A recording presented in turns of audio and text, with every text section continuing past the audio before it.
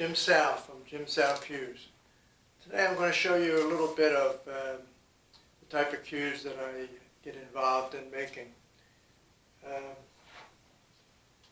Right now, material supply is a little low and everything's running slow. Shipments are slow because of the COVID. I'm short on, my cue stock is totally depleted. I'm waiting for shaft material. Most of my woods that I fabricate the butts and forearms with are locally harvested.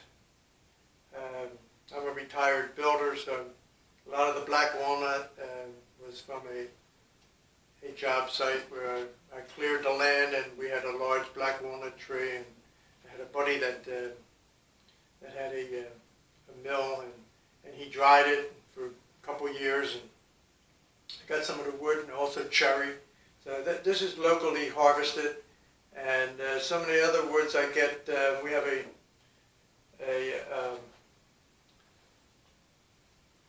place down in called Marcus Hook, Pennsylvania. It's not far from where I'm at in Delaware, probably about 15 miles, less maybe about 10 miles, less than that. But down by the water, and they process hardwoods called McIlvain. Do a little advertising for them. But I've been dealing with them for years. I've done bookcases, wall units, and stuff like that. And with oak, red oak, I use a lot of red oak, cherry, and other woods. But I get some woods from them, in a different fashion.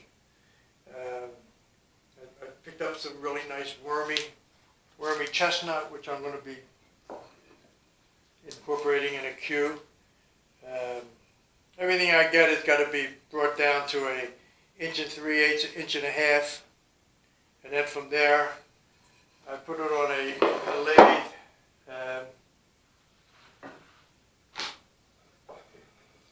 It makes a round, and the round has to be no more than 1365, so it won't fit in the lathe to work. This is cherry. And then from there I will put my butts together, fabricate my butts with the rings, and then I have to do the butt caps. And if I'm going to put a wrap, leather wrap, I'll have to round it out for a wrap, put my joint, and sometimes I'll put some more rings down in here. These are my basic. This is black walnut, and this is cherry. This one is red oak and cherry. Red oak and cherry, black walnut and cherry. I do a lot with cherry and black walnut, I do. But I got some different ones here. This is one that I'm working on. This is a red oak burl. Beautiful. This is going to really come out beautiful. It's already routed out for a leather wrap, and I have some red oak burl or black walnut burl here as well. It's a little lighter, but it's just the characteristic of the wood is there's no two pieces of wood that look alike either. It's natural. This is natural design from Mother Nature. This is not man-made. So a lot of work has to be done on this one yet. Here's one that without a wrap is black walnut, red oak, and cherry, and it really has some nice characteristics of the cherry. I look for characteristics. I don't like just plain Joe wood. It's got to have some kind of characteristics. Like this, the black walnut's got a little bit here. It shows you that it's real wood. And this is all fabricated, waiting for shaft material to match a shaft with that. Another one, that one was a glossy finish. This was a matte. I do a lot of matte finish because of the wood. It makes the wood, some woods come just a different look.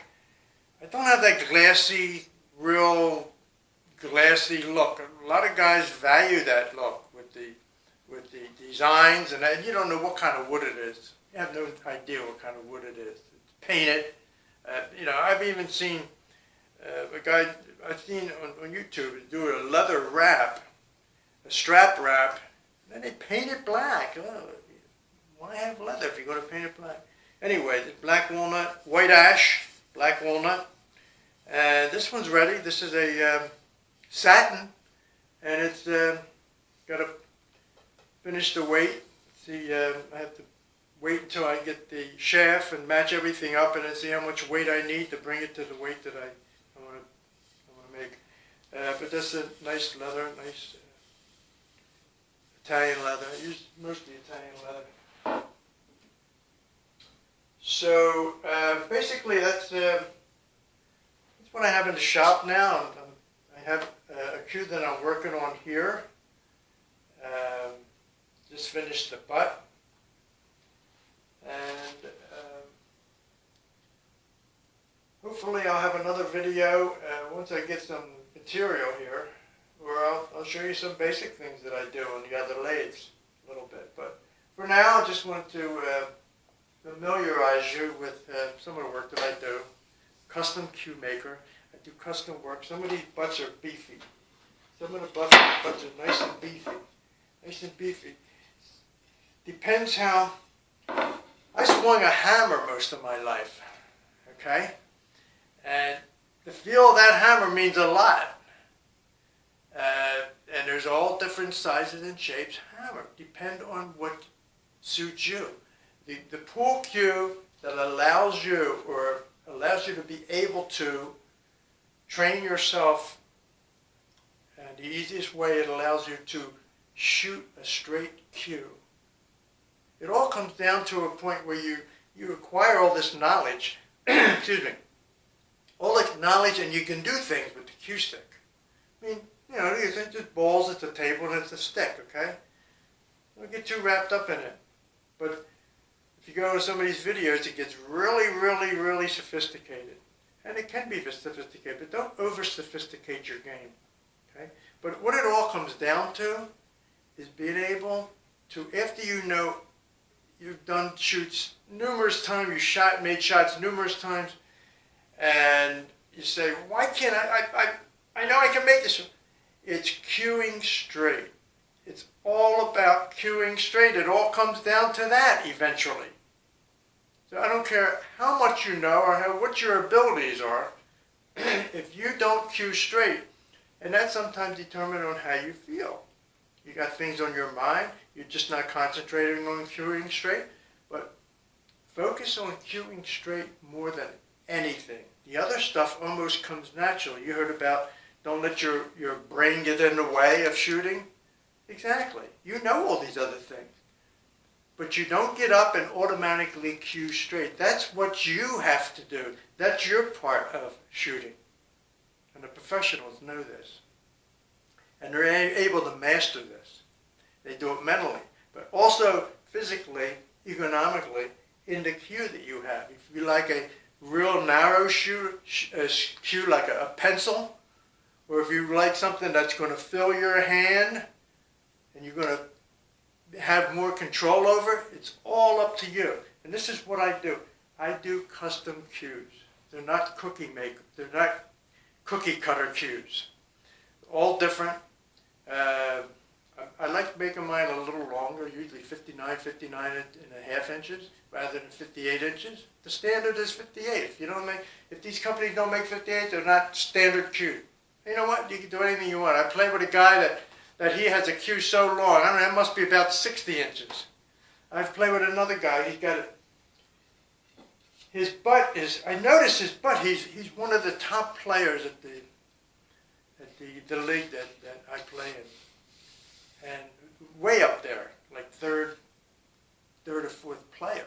Okay, and I noticed one thing. I noticed his cue because I make cues, so I noticed cues everybody uses. Cues is beefy. He's got beefy hands, and he liked the beefy cue, and it shoots well. And he has a particular way of shooting. All right, you have to figure out what's best for you.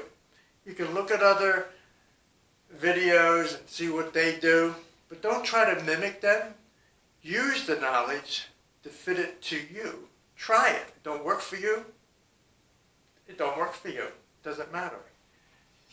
So anyway, I do a lot of shooting, and when I'm not shooting pool, I make cue sticks.